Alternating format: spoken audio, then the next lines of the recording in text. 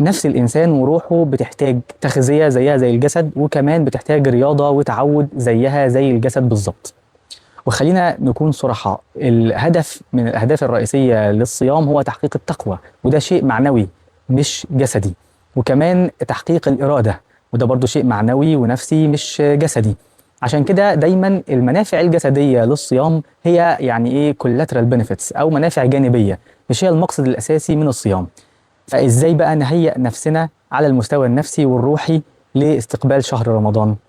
اهم حاجه هي ان احنا نعمل زي ديتوكس كده للمخ، يعني نقلل السموم اللي بتوصل له.